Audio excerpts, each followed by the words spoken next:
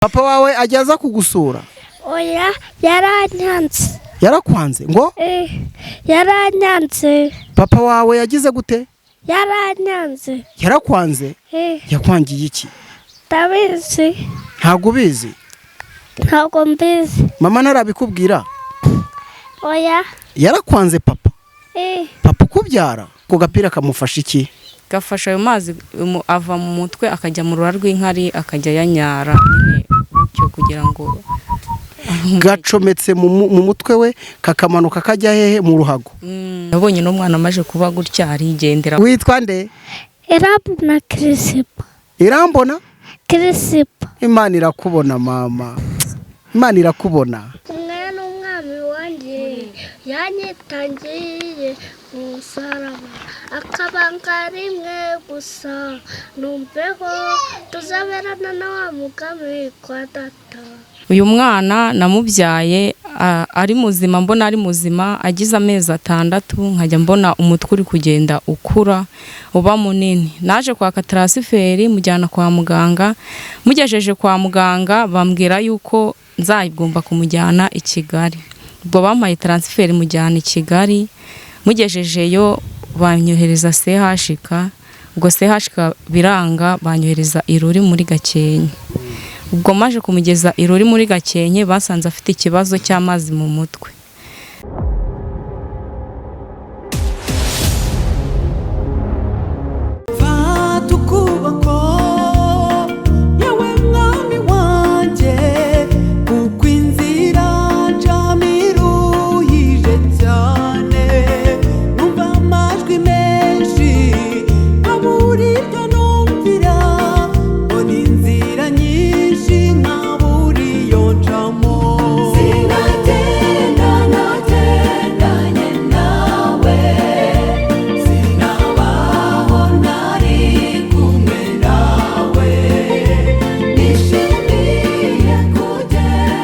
Nanone twongere tubaha ikaze bakunzi b'Umwana TV aho muri hirya no hino mu bice bitandukanye by'u Rwanda. Mwese tubahe ikaze kuri urubuga mukunda muri beshi, abari mu burasirazuba, uburengerazuba, amajyaruguru ndetse n'amajyepfo, abari mu mujyi wa Kigali namwe tubifurize ikaze n'amahoro y'Imana, kandi dusuhuze n'abanyarwanda muri mu bihugu bitandukanye by'isi, ku migabane itandukanye y'isi. Mwese mudukurikira ku Mwana TV, mwese tubifurize amahoro, ibyo mukora byose Imana ibihe umugisha. Reka nanone mbabwire ko nanyarukiye mu majyaruguru y'igihugu cy'u Rwanda, na akarere ka Rulindo, umurenge wa Ruri, umurenge wa Buyoga, yego umurenge wa Buyoga. Ahangaha niho nagiye gusura umubyeyi uri kumwe n'umwana we, muri kubona hano kuri kamera z'Umwana TV.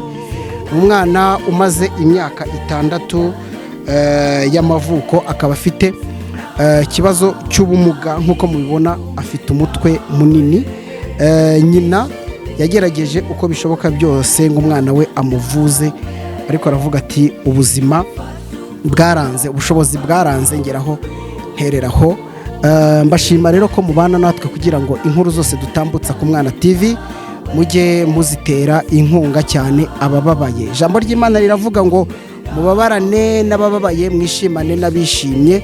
Reka rero tubabarane n'ubabaye, kandi kumuhumuriza nibyo by'agaciro, kumuremamo icyizere cyo kugira ngo umwana we avuzwe akire ni iby'agaciro. Tugiye kuganira nawe cyane cyane abanze adusangiza ubuzima bw'uyu mwana, araheraho uko yamubyaye, nimba yaramusamye bigoye arabitubwira, nimba yaramubyaye neza arabitubwira, uburwayi bwatangiye gute. Reka tubanze tukwakire, ubanze wibwira abadukurikiye kuri televiziyo. Amazina yanjye nitwa Barengayabo Marita, abantuye mu karere ka Rulindo, umurenge wa Buyoga, akagari ka Ndarage, umudugudu wa Karambe. Yego. Uyu mwana namubyaye ari muzima, mbona ari muzima, agize amezi 6 nkajya mbona umutwe uri kugenda ukura uba munini. Naje kwaka transferi mujyana kwa muganga, mugejeje kwa muganga bambwira yuko nzagomba kumujyana i Kigali. Ubwo bampaye transferi mujyana i Kigali, mugejejeyo banyohereza CHK, ubwo CHK biranga banyohereza Iruri muri Gakenke. Ubwo maje kumugeza Iruri muri Gakenke basanze afite ikibazo cy'amazi mu mutwe. bamucishije mu cyuma baramupima bambwira ko arwaye indwara bita idorosofari. ubwo rero mu bushobozi nari mfite naragerageje, bamushyizemo agapira kamanura ayo mazi, ariko ubushobozi bwararangiye. Gusa bambwiye ko bamuvuje bagimujyanye hanze yabasha gukira, ariko njyewe nta bushobozi nabona bwamujyanayo. Yego, aho ni mu ncamake z'ubuzima bwereka ngewe ngusubize inyuma gato kugira ngo abakunzi b'Umwana TV basobanukirwe neza. Mu kumutwita wamutwise nk'abandi bana nta kibazo? Nta kibazo cyari gihari. Urapimisha inda, ibintu byose ukamwumva mu nda ameze neza, ntiwigeze ugwa, nta kintu na kimwe cyabaye? Ntacyo. Ubuzima bwe mu nda bwari buhagaze neza ku bipimo by'umubyeyi? Bwari buhagaze neza. Amezi 6 se bijya kuba ikimenyetso cya mbere wakibonye gute? Njye nabonaga yari afite utwenda tw'udusengeri, nkabona turi kujya twanga kumujyamo mu mutwe. Umutwe njye nawe ugiye kubona mbona urabyimbye, mu kwezi kumwe mbona umutwe unganye gutya, kuko ntago byaje gahoro gahoro, byabaye jugujugu bizira rimwe. Mbona umutwe unganye gutya. Ruri nibo bakubwiye ko ashobora kuvurirwa mu bihugu byo hanze? Bamuvuje yakira. Yego.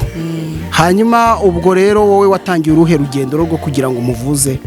Njye nyine natse transferi ngera aho ngaho iruri baramuvura, ku bushobozi burangiye buba bukeya ndaparika. Banakubwiye ngo uzajya hanze, wabyakiriye gute? Nabonye nta bushobozi nyine, ubwo ni ukwiragiza Imana n'ugusenga nta bindi. Aha, none ubwo rero ni ukuvuga ngo amaze imyaka ingahe afite icyo kibazo? Amaze imyaka 5 n'amezi, kuko byaje afite amezi 6 bamushyizemo aka gapira yujuje amezi 9. Afite agapira? Ako gapira kamufasha iki? Gafasha ayo mazi ava mu mutwe akajya mu rura rw'inkari akajya yanyara, cyo kugira ngo gacometse mu mutwe we kakamanuka kajya hehe? Mu ruhago. Mungu wangu we.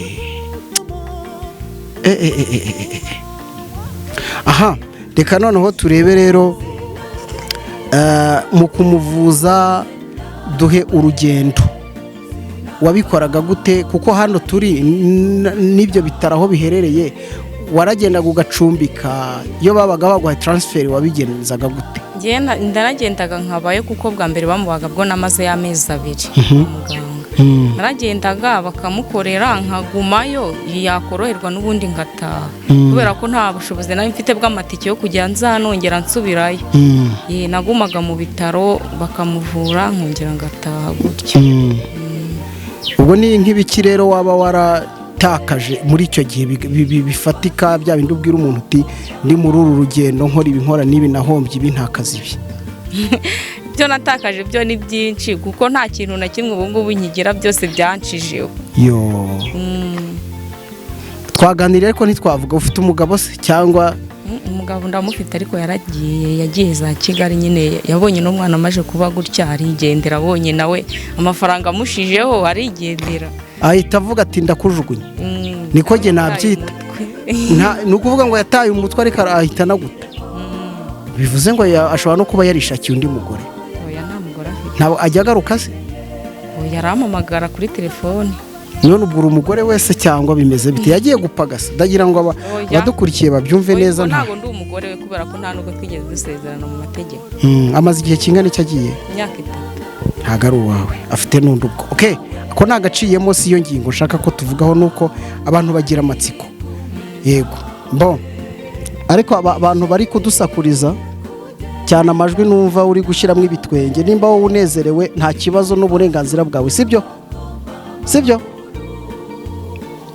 Umuntu uri kudusakuriza amajwi y'ibitwenge ari kumena amatwi abantu badukurikiye. Okay, yego, noneho rero ndagira ngo turebe, abaganga barakubwiye ngo umwana we kugira ngo akire nuko azajya hanze. Wowe umugabo ntimuri kumwe, wabyakiriye gute? Wafashe ikihe cyemezo? Nta cyemezo nari gufata, kubera ko nta bushobozi nari mfite. Wahise uterera iyo? Ubwo nabyeretse Imana nyine, n'ugusenga nkavuga nti Imana ni wowe uzakora ibyawe, nta kindi, kuko njye nta bushobozi nabona. Izindi mbaraga waba warabonye ziturutse mu muryango cyangwa n'inshuti n'abavandimwe zimeze gute, zaje gute, cyangwa ntazihari? Nta mbaraga nazo nabonye zo mu nshuti n'imiryango, ntazo. Ngira ngo muri kubyumva ko umwana nk'uko mubibona aracyari muto kandi buriya abaganga ni abahanga bajya badufasha, ariko icyizere gihari nuko banamubwiye ko ashobora gukira. Nimba ashobora gukira akaba yarabuze ubushobozi, ni cya kinini natangiye mvuga ngo ngira nkugire, niko twaremwe n'Imana. Imana yaduhaye ubuzima, ariko biba byiza ntekereza ko utuye mu mudugudu uri wenyine, cyangwa ukagira isoko rya wenyine, cyangwa ukagira akano yo kuvomamo amazi wenyine, ntacyo byakumarira. Niyo twapfuye usanga batujyana mu irimbi rusange, cyane ko ubuzima bwacu turabusangira, dusangira imibabaro, dusangira ibyishimo, dusangira ubuzima bwose turabwakira. Nimba rero avuga ati natereye iyo, wowe hari icyo wamukorera, hari icyo wamufasha, wamwunganira, wamutelefona ukamuhumuriza mu by'Imana yaguhaye. Ntabwo naje gusaba, ariko ndiho ndinginga ahubwo, kuko gusaba no kwinginga biratandukanye. Reka turebe ni ibiki wumva abadukurikiye ku Mwana TV bashobora kugufasha kugira ngo uvuze uyu mwana, kuko ngewe nubwo nkora ikiganiro ariko nzi ko ibi mvuga hari abafite umutima w'urukundo, hari abantu Imana yaritsemo agaciro ko gukunda ikiremwa muntu no kwifuza ko yakishimana nawe, kuko ijambo ry'Imana bararisoma. Ibyo ndiho vuga ni ibintu nabo bumva, n'abantu batekereza, n'abantu bareba. Kuba none hari umwana, ntekereza ko umuntu wese yamugirira impuhwe, nubwo atakita kuri wowe ariko yatekereza kuri uyu mwana. Ahubwo ndagira ngo turebe ahantu wumva cyane cyane hagutsika, wumva bakunganira kugira ngo ubashe kumuvuza umwana akire burundu, tuzongere duseke twishime nawe ugubwe neza. Ikintu bamfasha yegereze mikoro zamura bakumve. Ikintu bamfasha nuko nyine bantera inkunga nkabasha kuvuza uno mwana, kandi nkaba ndi no mu icumbi, nabwo bakantera inkunga. Uri no mu icumbi? Akazubamo saa kawe? Usibye uyu ubundi ufite abana bangahe? Ni 2. Uyu niwe mukuru? Oya, ni umutoya. Umukuru nta kibazo afite. Umukuru ni uwo. Ngwino kuri televiziyo bagusuhuze, genda wicarane na mama. Icara haruguru, ugende neza utwo tuntu nitukujombe. Wicara haruguru. Uyu niwe mukuru. Afite imyaka ingahe wewe? Uyu nguyu mukuru afite imyaka 8. Uba mu ikode? Yego. Yo, pole sana, pole rwose. Uti bagufasha kuvuza umwana ndetse uba no mu ikode, icyo n'ikindi kibazo babwiye. Ihangane, Imana izakugirira neza kandi izanyura mu bantu bayo. Ikibazo nyine ni ikibazo cy'imibereho, kubera ko icyo ashaka ntabwo nkibona uko bikwiye, kubera yuko ndi umukene. Ubwo njya guca inshuro nyine nkamusiga mu rugo, cyangwa iyo ntabonye wo musigira nkirwana nawe, ubwo nyine nabwo bamfashije akajya abasha kubona n'icyo kurya, nabwo nta kibazo. Oya, ntabwo bagufasha kumuvuza ngo bakwimene ibyo kurya. Buryo waguhaye ntacyo akwima. Ndumva babyumvise kandi ndatekereza ko bazabigenza neza. Ahubwo ikibazo dusigaranye ni kimwe kugira ngo tunasoze ikiganiro.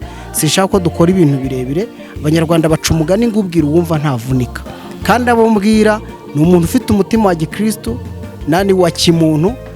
Sindi wo mbwira umukristo gusa cyangwa ngo mbwira umwisilamu, kuko bose baradukurikira ari abayisilamu n'abakristo, kandi urukundo rw'Imana bose bararugira. Ahubwo reka turebe telefone bashobora kukubonaho niziye, kuko hari uwavuga ati reka koko mpumuriza uyu muntu nkorere n'umugisha.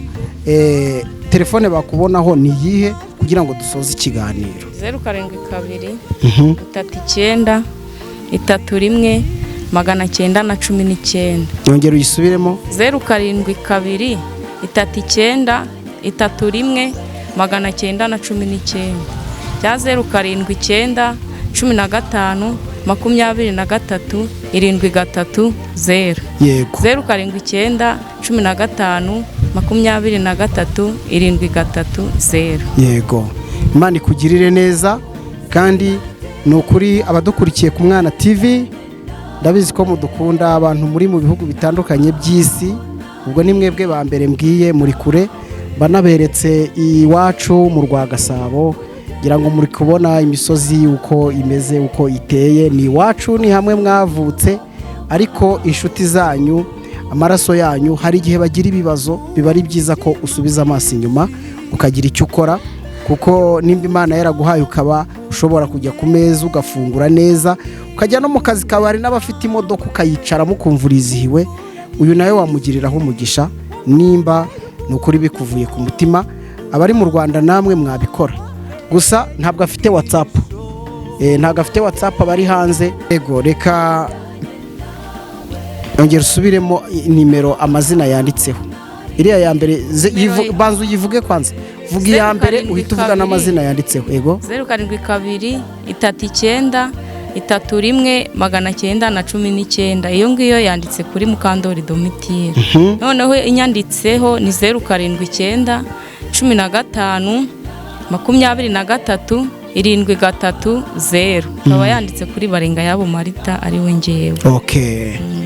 Umwana ari kubashimira, yazamuye ikiganza yuko namwe yizera ko mugiye kumwakira. Aze kuvuga. Mumereze uraho nshuti yanjye. Ego. Witwa nde? Irambona Kirisipo. Irambona? Kirisipo. Imana irakubona mama. Imana irakubona. Bakwise neza. Urakomeye? Ese ntago aratangira ishuri? Oya, ntago yari yatangira. Ntago abyuka kubera ko atagenda. Ntago nabyuka kumbi. Oho. Yo. Irakubona Christian. Irambona Kirisipo. Mama yitwa nde? Barengayabo Marita. Papa? Papa. Kwahirwa Joseph. Umuheruka ryari? Muheruka ejo. Komana. Yo. Papa wawe ajyaza kugusura? Oya, yaranyanze. Yarakwanze ngo? Yaranyanze. Papa wawe yagize gute? Yaranyanze. Yarakwanze? Yakwangiye iki? Ndabizi. Ntabwo ubizi? Ntabwo mbizi. Mama narabikubwira? Oya. Yarakwanze papa? Papa kubyara? Papa wakubyaye yarakwanze? Mana we. Yaranyanze yigira i Kigali. Amaze igihe kingana iki yaragiye? Amara igihe kingana ejo. Kingana ejo mama. Ubu se umubonye wamumenya? Wamumenya? Ko ari njyewe papa wawe? Ni njyewe papa wawe? Oya. Yo. Yego, ngira ngo muri kumwumva ati papa yaranyanze imyaka 6. Nekereza ko murumva ko ari ibintu bitoroshye, kandi ababyeyi b'abagabo n'ukuri turabanyamakosa, kandi hari ibyo Imana izatubaza. Nimba ushobora kubyara umwana umugaye, kuko inkuru nyinshi dutambutsa ku Mwana TV z'abana bafite ibibazo, ababyeyi b'abagabo kenshi usanga baravuye muri buno buzima. Kandi nimba umwana yaraje ku isi nta ruhare abigizemo, akaza ku isi ari wowe ubigizemo uruhare, gufata icyemezo cyo kuvuga ngo avukanye ubumuga cyangwa arabugize, eske wowe ejo hawuze uko hazamera? Abagabo nimujye musubiza imitima inyuma, utekereze ku maraso yanyu, kandi ndatekereza ko abadukurikiye nimuhumurize uyu mubyeyi, Imana izabaha umugisha. Reka mbashimire kuvuga menshi siko kuyamara. Nababwiye ko ndi mu majyaruguru y'u Rwanda, na akarere ka Rulindo, umurenge wa Buyoga niho mperereye, nyuma yo kumenya inkuru y'uyu mubyeyi n'umwana we. Ariko ati papa yaranyanze ku myaka 6, ijwi rye rirabikubwiye. Ni ibintu bibabaje, afite ikibazo nyina yababwiye, n'uburwayi bwaje, agira uriya mutwe ugenda ubyimba. Kugeza ubu ibitaro byose yazengurutsemo ni ukumufasha nyine ngo abashe kubaho, ariko bigaragara ko iyi ndwara ishobora. Ese bakubwiye ko ari indwara kibundi? Bambwiye ko ari imitsi ijyana amazi mu mutwe yazibye, ngo ni indwara bita hydrocephale. Bambwiye ko nta kinyarwanda ngo bayibonera. Okay, sawa. Reka tubashimire bakunzi b'Umwana TV, ndizera ko byinshi arabibabwiye, gusa icyaba cyiza kurushaho kandi Imana ikabaha umugisha mu byo mukora, nuko mwabahamagara muciye kuri zino telefone twashyize kuri runo rubuga, muri kuzibona. Imwe ni ya nyina ubyara uyu mubyari we nyirakuru w'uyu mwana, indi ni y'uyu mubyeyi. Abamukeneye kuri WhatsApp ni mudutume ku Mwana TV, tuzabatumikira kandi Uwiteka azabaha umugisha. Reka mbashimire, nitwa Emmanuel Kanani. Imana y'amahoro yishimirwe ku byo mukora, kandi ibyo mukora igi ibiha umugisha uko bukeye nuko bwije. Ndabashimiye. Ikiganiro ku Mwana TV nakagaruka. Nimba ariko ari ubwa mbere udusuye, wibuke gukora subscribe, kandi nimba udafite inkunga washayaringa iki kiganiro kikagera kure kugira ngo abafite inkunga twabagiriraho umugisha. Ni ivugabutumwa rikomeye, bamwe bajya mu rusengero abandi bakajya ahandi, ariko ngiye niyemeza kuzamuka imisozi y'u Rwanda. Imana ibahe umugisha.